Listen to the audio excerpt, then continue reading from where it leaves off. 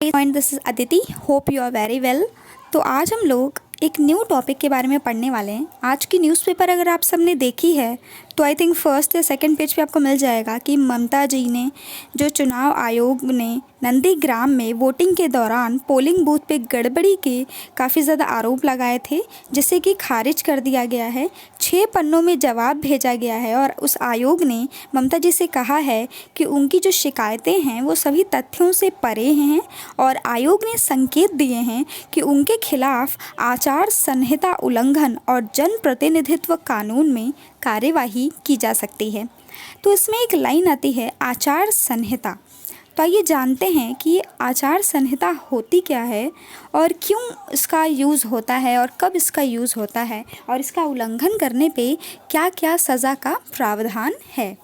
तो देश में स्वतंत्र एवं निष्पक्ष चुनाव कराने के लिए चुनाव आयोग के जो भी नियम बनाए गए हैं उसे ही हम आचार संहिता कहते हैं। ठीक है, तो आप लोगों को समझ में आ गया ना कि देश में जो चुनाव हो रहे हैं उसे स्वतंत्र एवं निष्पक्ष रूप से कराने के लिए जो भी चीज़ें बनाई जाती हैं। पहले क्या होता था, ऐसा जब कानून नहीं था ना तो पोस्टर से पूरे पूरे दीवार भर जाते थे। वहीं पे लोग, जैसे कॉलेजेस में चुनाव होते हैं, आपने छात्र संघ चुनाव तो देखा ही होगा, लोग पैरों पे गिर गिर के वोट्स मांगते हैं, तो उस टाइप से चीज़ें होती थी। तो उन्हीं चीज़ों को दूर रखने के लिए, क्योंकि छात्र संघ चुनाव की बात अलग होती है और अगर एक स्टेट लेवल या फिर कंट्री लेवल पे, नेशनल लेवल पे कोई भी चुनाव हो रहा है तो उसमें ना जो विरोध हैं उसकी गतिविधियां बढ़ सकती हैं, दोनों पार्टी आपस में भिड़ सकते हैं। तो उन्हें लेकर कई सारे नियम बनाए गए तो जो कि आचार संहिता के अंतर्गत आते हैं।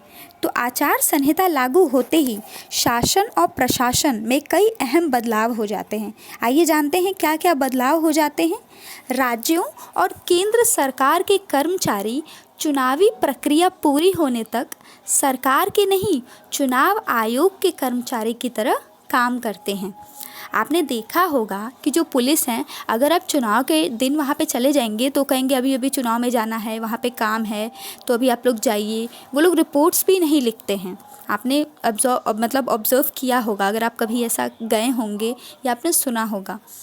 आचार संहिता लागू होने के बाद सार्वजनिक धन का इस्तेमाल किसी भी ऐसे आयोजन में नहीं किया जाता जिससे किसी विशेष दल को फ़ायदा पहुंचता हो।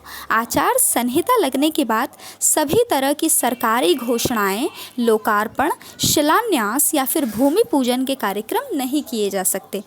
जब ये आचार संहिता लागू हो जाती है ना तो आप पोस्टर्स नहीं लगा सकते, बैनर्स उस टाइम पे नहीं टंगवा सकते। हाँ, आप उसके पहले कोई भी कार्य कर सकते हैं, लेकिन वो तुरंत जाके वर्क फ्रंट पे आप कुछ भी नहीं कर सकते क्योंकि आचार संहिता लागू हो चुकी है।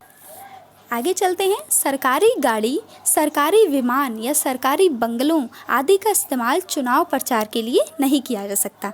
ये भी आता है आचार संहिता के नियमों के अंतर्गत। तथा नेक्स्ट है, किसी भी पार्टी, प्रत्याशी या समर्थकों को रैली तथा जुलूस निकालने या चुनावी सभा करने की पूर्व अनुमति पुलिस से लेना अनिवार्य होता है। नेक्स्ट है, कोई भी राजनीतिक दल जाति या धर्म के आधार पर मतदाताओं से, जो भी मतदाता हैं उनसे वोट नहीं मांग सकता। ओके। तथा नेक्स्ट है, राजनीतिक कार्यक्रमों पर नज़र रखने के लिए चुनाव आयोग पर्यवेक्षक भी नियुक्त करता है। जैसे कि क्या होता था पहले, जब ये नहीं था आचार संहिता, तो लोग गए वर्क फ्रंट पे जहाँ वोटिंग हो रही है, पोलिंग बूथ के सामने, वहाँ जाके हम इस जाति के हैं, आप अपनी जाति को नहीं सपोर्ट करेंगे वगैरह वगैरह अन्य तथ्य देकर लोग वोट देने के लिए लोगों को ऐसे फोर्स करते थे। लेकिन आचार संहिता लागू होने के बाद कोई भी पार्टी का कोई भी व्यक्ति ऐसा कुछ नहीं कर सकता। ओके। आचार संहिता के उल्लंघन पर चुनाव आयोग क्या कर सकता है, आइए जानते हैं। यदि कोई प्रत्याशी या राजनीतिक दल आदर्श आचार संहिता का उल्लंघन करता है तो चुनाव आयोग नियमानुसार कार्यवाही कर सकता है। उम्मीदवार को चुनाव लड़ने से रोका जा सकता है। ज़रूरी होने पर आपराधिक मुकदमा भी दर्ज कराया जा सकता है। ठीक है, जो उम्मीदवार है यदि वो ऐसा करता है कि वो किसी भी बंगले इत्यादि का इस्तेमाल करता है, जाति के नाम पे वोट मांगता है, पोस्टर्स लगवाता है इन बीच में, तो उसके ऊपर आपराधिक मुकदमे दर्ज किए जा सकते हैं तथा उसे चुनाव लड़ने से भी रोका जा सकता है। और मतलब जो उल्लंघन है, यदि उसकी अति कर दी जाए तो इन्हें जेल भी भेजने का प्रावधान है। ठीक है, तो हमने इतना कुछ जान लिया। आइए आगे इसके बारे में कुछ ऐसे ही डिस्कशन कर लेते हैं। भारत में होने वाले चुनावों में अपनी बात वोटर्स तक पहुंचाने के लिए हम जुलूस, नारेबाजी, पोस्टर्स आदि का इस्तेमाल करते हैं। इसी के मद्देनज़र आचार संहिता लागू की गई, ताकि उसकी एक लंबी चौड़ी लिस्ट भी बनाई गई है कि के अंतर्गत हम क्या करें और क्या नहीं करें।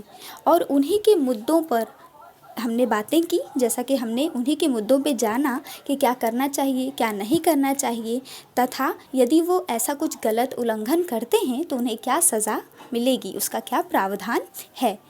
तो हमने जान लिया कि आचार संहिता क्या होती है। अगर आपको वीडियो अच्छी लगी हो तो प्लीज़ हमारे चैनल को सब्सक्राइब कीजिएगा, लाइक कीजिएगा एंड ये वीडियो शेयर कीजिएगा, क्योंकि ज्ञान बांटने से ही बढ़ता है।